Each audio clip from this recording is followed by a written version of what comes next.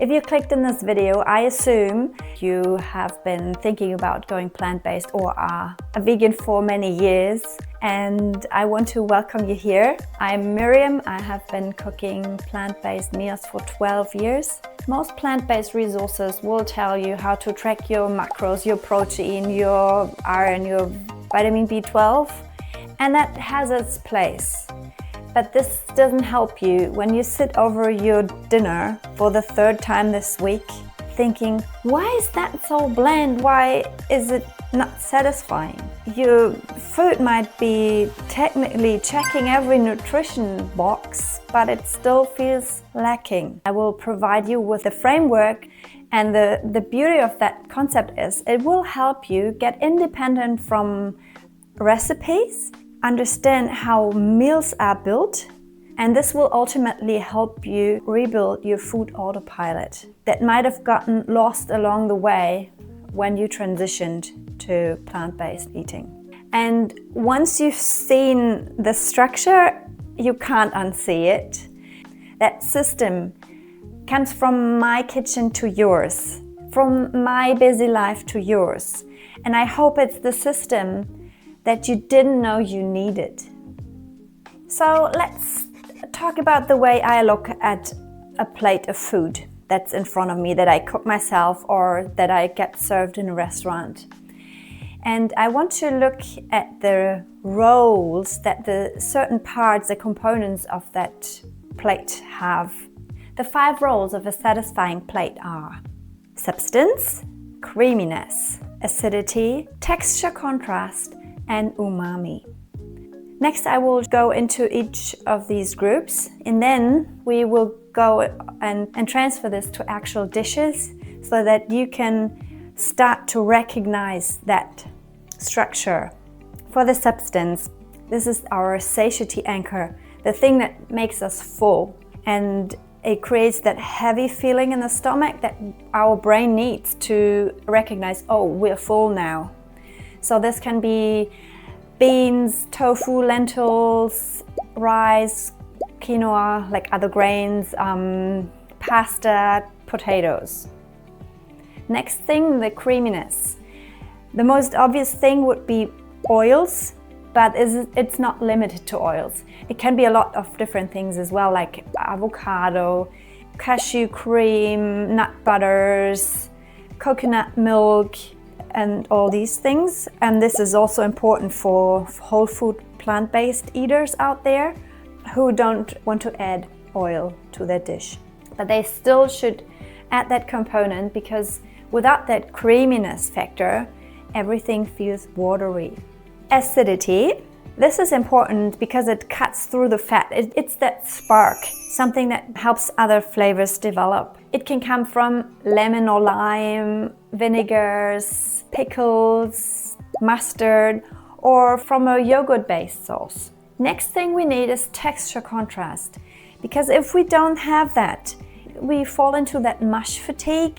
Everything is just kind of the same, and we need a crunch, a chew to have a good feel about that meal. And this can come from raw veggies like thinly sliced cabbage or carrots, or it can come from roasted breadcrumbs, toasted seeds, chopped nuts, but also like roasted tofu or the crispy edges of roasted veggies or chickpeas, for example.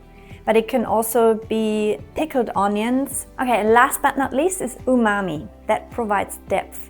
It's a savory element that elevates our food from a snack to a proper meal feeling. And we can achieve that by adding miso or soy sauce, but also mushrooms. For example, these dried mushrooms that you just cook with the sauce and then you can remove them afterwards. You don't have to eat them. It's just for that flavor profile. You don't even have to like mushrooms. It's just that flavor profile. Tomato paste, especially when roasted.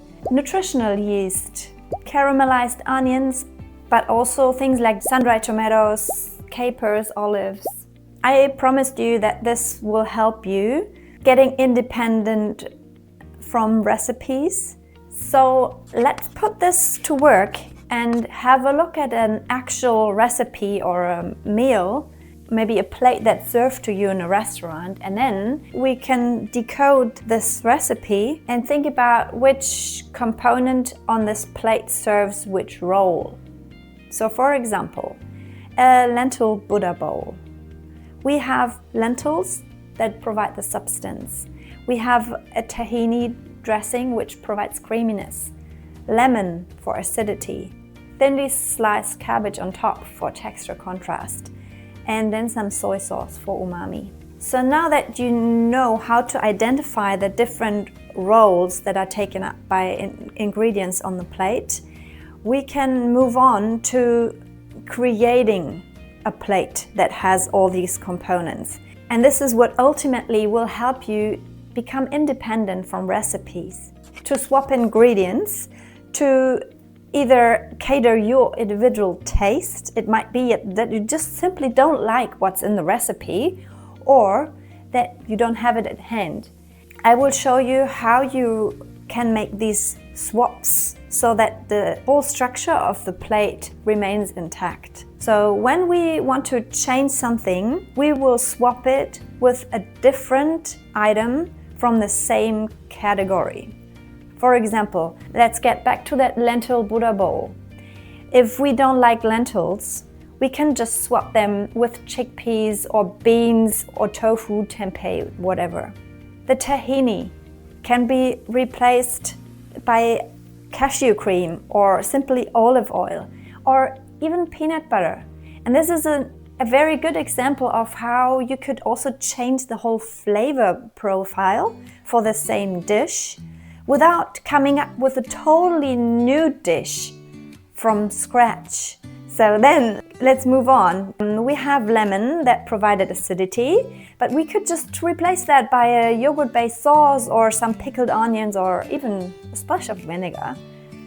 Next thing is the cabbage. We could go with raw carrot ribbons or chopped nuts, toasted seeds, or breadcrumbs. The soy sauce can be replaced by miso, tamari, tomato paste, but it could also be swapped by nutritional yeast. We could easily make like a vegan parmesan with some chopped cashews and some nutritional yeast and sprinkle that on top. So we have umami and texture contrast in one go. You might have noticed also when I presented the different groups that sometimes one ingredient in a meal can serve several roles. For example, the lemon and tahini dressing provides both creaminess and acidity. You could serve the same bowl 3 times a week and still feel like you have a totally different meal because you change the flavor profile by changing that sauce. Genius, right? So I hope that you're feeling inspired now, and then that you start to understand that framework. You feel like you're empowered now to think outside of strict recipes that keep you in certain constraints, because maybe you feel like when you don't stick to the recipe, the food won't taste nice. Now you know how to build it yourself, and this will help you rebuild your food autopilot, because then it doesn't feel like 100 different decisions and it doesn't feel like I need more recipes. And now I'm in control again of my food and my taste, and I can make it my own. And I want you to do that. So let's go to the final part of that framework, and it's about troubleshooting. Now you know the 5 roles that need to be taken care of on your dinner plate. And you sit in front of your plate. It has plain rice, steamed broccoli, and some tofu on it. But it's kind of sad, a bit boring. What it lacks is texture contrast, acidity, creaminess. So let's just juice it up by crisping the tofu, adding a tahini lemon drizzle and some chili flakes, some roasted seeds on top. Now all roles are covered. This doesn't take long, but the result is so much more satisfying than that mushy plate before. So the last thing I'm going to introduce you to is my checklist. That's a freebie, a printable that you can download from the link in the description. And it's a little summary of what I addressed in this video. And the checklist will also help you to find out what's wrong with your dinner plate. For example, you had your dinner and an hour later you feel hungry again. You might already know what I'm pointing at. It's the substance category. We didn't have enough substance, or the substance wasn't dense enough. So maybe you should swap white pasta for whole meal pasta, or white rice for brown rice, or just add a little more. What if the taste is just flat and muddy? It lacks acid. Just a sprinkle of lemon on top or a splash of vinegar and see what difference that makes. What if it tastes healthy but not in a nice way, more in like a boring way? It could lack umami. Stir in some soy sauce or sprinkle some nutritional yeast on top and it's a totally different dish. It feels dry and unsatisfying. It lacks creaminess. You're missing fat. Just a little olive oil or maybe a little yogurt dressing and you're good to go. Everything is just mushy and soft. It needs texture contrast. Throw on some toasted pumpkin seeds or some raw crunchy veg.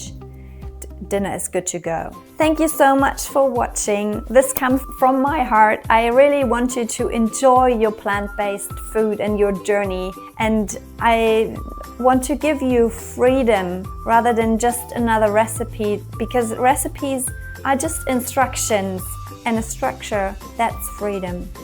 See you in the next one.